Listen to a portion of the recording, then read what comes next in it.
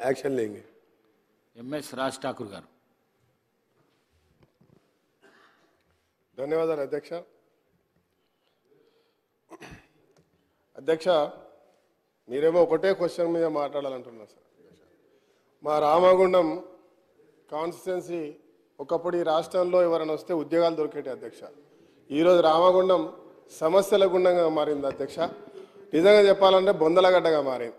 ఇవాళ open cast చేసి ఇంకా రకరకాల ఇబ్బందులతో తాగడానికి నీళ్లు ఉండవు. అనేక సంక్షేమాలు గత 10 సంవత్సరంలో అన్నీ అనౌన్స్ చేయడం, దానికి తగిన డబ్బులు రాక మరి అన్నీ ఆగిపోయినాయి అధ్యక్ష. ప్రధానమైన సమస్య అధ్యక్ష మా ప్రాంతం సింగరేణి సంబంధించిన ప్రాంతం అధ్యక్ష. దాదాపు సింగరేణి పర్మనెంట్ కార్మికులు ఈరోజు 40,000 పైన ఉంటే వారికంటే ఎక్కువ పనిచేసేటువంటి కార్మికులు ఇలా కాంట్రాక్ట్ కార్మికులు ఉన్నారు అధ్యక్ష. ఇక్కడ మా ఇండస్ట్రీస్ మినిస్టర్ ఉన్నారు, తర్వాత మా ఎనర్జీ మినిస్టర్ గారు ఉన్నారు. కాబట్టి వారికి నేను అప్పీల్ చేస్తున్నా అధ్యక్ష. గత ప్రభుత్వం మరి అనేక మార్లు దాదాపు 2 నెలలు కంటిన్యూగా ధర్నాలు చేశారు అధ్యక్ష. మా దగ్గర కార్మికులందరూ వాళ్ళ బాధలు వర్ణాతీరం అధ్యక్ష. పొద్దున్న నుంచి సాయంత్రం వరకు పనిచేయాలి, కూలి పని నుంచి మొదలుపెట్టుకుంటే ఇలా బొగ్గు తీయడంలో కూడా వాళ్ళ ప్రధాన పాత్ర ఉంది అధ్యక్ష. బొగ్గు కానీ పర్మనెంట్ కార్మికునికి ₹1,00,000 వస్తుంది అధ్యక్ష, 60,000 నుంచి మొదలవుతుంది. ఇక్కడ కాంట్రాక్ట్ కార్మికుడు పనిచేసేటువంటి వాడు 8,000, 10,000, అది కూడా పూర్తి స్థాయిలో ఉద్యోగం దొరకక కొన్నిసార్లు 6-7 వేలు కూడా వస్తలేదు అధ్యక్ష. వారికి ఏదైతే వారి యొక్క సుప్రీంకోర్టు డైరెక్షన్ ఉంది అధ్యక్ష, 22 GO యాక్ట్ ప్రకారంగా అది ఇంప్లిమెంట్ చేస్తే అట్లీస్ట్ సింగరేణి వ్యవస్థను ఇలా పర్మనెంట్ కార్మికులతో సమానంగా నడిపిస్తున్నటువంటి వారికి న్యాయం చేసే విధంగా చేయాలి అధ్యక్ష. వారు చనిపోతారు అధ్యక్ష. మా ప్రాంతంలో ఒక యాక్సిడెంట్ జరిగితే 6 ముక్కలైనారు అధ్యక్ష. ముక్కలంటే వాళ్ళ కాలు చేతులు, వాళ్ళ తలకాయలు కూడా ఎవరెవరో గుర్తుపట్టలేని పరిస్థితి. ఇలా పర్మనెంట్ కార్మికుడు చనిపోతే ₹1 కోటి ఇస్తున్నాం అధ్యక్ష.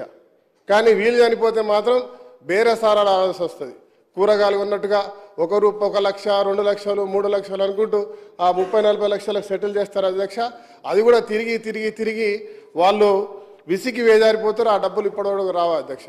నేను ప్రభుత్వాన్ని మీ ద్వారా కోరుతున్నా అధ్యక్ష, అట్లీస్ట్ సింగరేణి, NTPC, ఆ ప్రాంతంలో కేశారాంలో ఇవన్నీ కూడా సింగరేణి సంబంధించినటువంటి వారి యొక్క నిధుల్లో నుంచి వాళ్ళకు ఉద్యోగాలు ఇవ్వచ్చు అధ్యక్ష.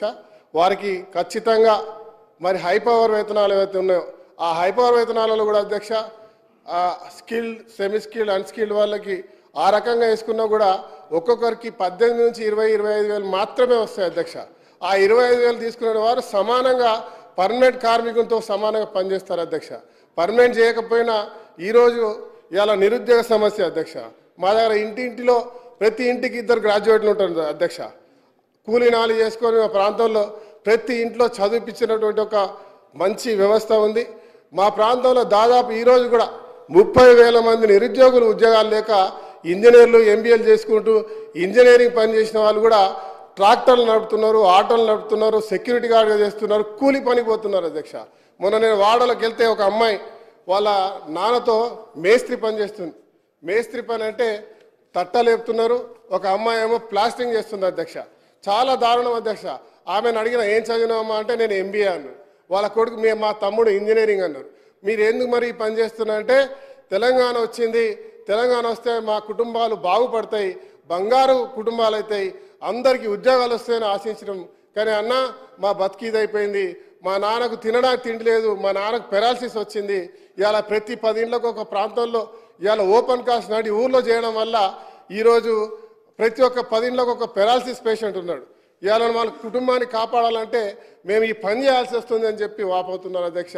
ప్రత్యేకమైనటువంటి దృష్టి పెట్టి రామగుండాన్ని మరి అక్కడ ఈ యొక్క దీనిపై పూర్తి స్థాయిలో మరి ప్రభుత్వం వారి యొక్క వేతనాలు పెంచేటువంటి 22 యాక్ట్ని ఇంప్లిమెంట్ చేయాలని, అట్లీస్ట్ సింగరేణి కన్నా ఇంప్లిమెంట్ చేయాలని మీ ద్వారా కోరుతున్న అధ్యక్ష. దాంతోపాటు ఇండస్ట్రీస్ మినిస్టర్ గారు ఇక్కడే ఉన్నారు, మరి ఎనర్జీ మినిస్టర్ గారు ఉన్నారు. జెన్కో నిన్న కూడా మాట్లాడిన అధ్యక్ష, ఆడ ఖచ్చితంగా జెన్కో ద్వారా 1x800 పవర్ ప్లాంట్ కట్టించాలని చెప్పి మీతో కోరుతా ఉన్నా.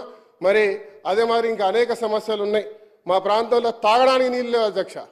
మా చుట్టూ చూస్తే గోదావరి ఉంటుంది, అక్కడ రివర్స్ పంపింగ్ వాడు మేడిగడ్డ నీళ్ళు వచ్చినాయి అధ్యక్ష.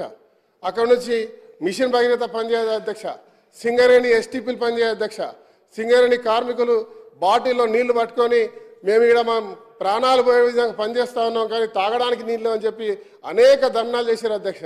కానీ గత ప్రభుత్వం పూర్తి స్థాయిలో పట్టించుకోలే. మున్సిపాలిటీ సిబ్బంది ఉండదు, ఆ ప్రాంతాల్లో సిస్టమ్ ఉండదు, ఇప్పటివరకు కమిషనర్ లేడు, నిధులుండవు, ఏముండవు అధ్యక్ష. ఇలా సింగరేణి వారిని మరి ప్రభుత్వాన్ని కోరుతున్నా, వెంబటే ఎస్టీపీలు ఏర్పాటు చేయాలి, మంచినీళ్ళు ఇవ్వాలి. వారికి మా దేశానికి వెలిగించే కార్మికులు అధ్యక్ష మా దగ్గర వాళ్ళ రక్తాన్ని చెమటగా దారబోసి ఇవాళ బొగ్గును వెలికి తీసి రాష్ట్రానికి వెలుగునిస్తున్నారు అధ్యక్ష. వారికి సంబంధించిన డిఎంఎఫ్ నిధుల ద్వారా అక్కడ ప్రత్యేకమైన చర్యలు ఏర్పాటు చేయాలి.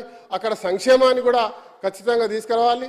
ఎడ్యుకేషన్తో పాటు వెల్ఫేర్ అన్ని రకాలుగా తీసుకొచ్చేటువంటి కార్యక్రమాన్ని మరి ఈ ప్రభుత్వం ఖచ్చితంగా తీసుకుంటుందని ఆశిస్తున్నా. దాంతోపాటు అధ్యక్ష చివరిగా ఒక్క నిమిషం అధ్యక్ష, నేను మా నాయకులు శ్రీధర్ బాబు గారు ఉన్నారు ఇక్కడ, వారికి పూర్తి దీనిపై అవగాహన ఉంది అధ్యక్ష. ప్రభుత్వాన్ని ఒక ప్రత్యేకంగా సింగరేణి ప్రాంతంలో ఉన్నటువంటి శాసనసభ్యులతో ఆ ప్రాంతానికి సంబంధించిన సమస్యల మీద ప్రత్యేకమైనటువంటి కార్యాచరణ తీసుకోవాలని కోరుతా ఉన్నాం. మరి గతంలో మరి ఎందుకు జరిగిందో తెలియదు కానీ సింగరేణికి మా దగ్గర ఒక ప్రభుత్వ హాస్పిటల్ ఉంది అధ్యక్ష, దాన్ని మెడికల్ కాలేజీలో కన్వర్ట్ చేసినారు.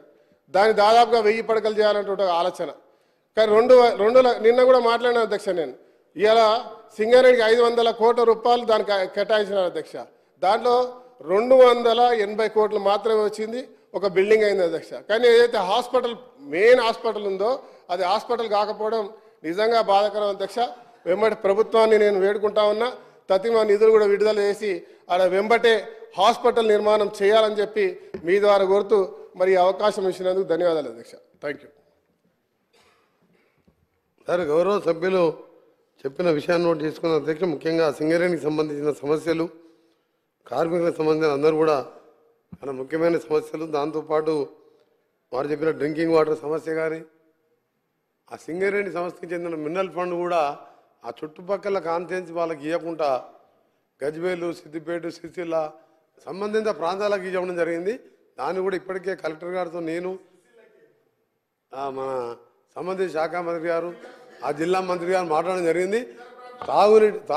అందుకనే గౌరవ సభ్యులు చెప్పింది కరెక్ట్ విషయం అధ్యక్ష. ఎక్కడైతే ఉందో ఆ ప్రాంతంలో ఎఫెక్ట్ అయ్యే పబ్లిక్కే ప్యూర్ వాటర్ ఇవ్వాలి, దాని మీద ఆదేశాలు ఇవ్వడం జరిగింది. సంబంధిత జిల్లా శాఖ మంత్రి శ్రీధర్ బాబు గారు, సంబంధిత మంత్రి భట్టి గారికి, అలాగే పొన్నం ప్రభాకర్ గారితో చర్చించి దాని మీద కూడా చర్యలు తీసుకుంటున్నాం. కార్మికుల సమస్యల మీద తప్పకుండా ప్రత్యేకంగా దృష్టి పెడతాం. సంబంధిత శాఖ మంత్రి గారు కూడా తెలియజేస్తున్నాం. గౌరవ సునీత లక్ష్మారెడ్డి గారు. అధ్యక్ష, ఇది మా మెదక్ జిల్లా జోన్ మార్పు గురించి మాట్లాడుతూ ఉన్నాను అధ్యక్ష. మా మెదక్ జిల్లాని మరి సిరిసిల్ల జోన్లో కలపడం జరిగింది అధ్యక్ష.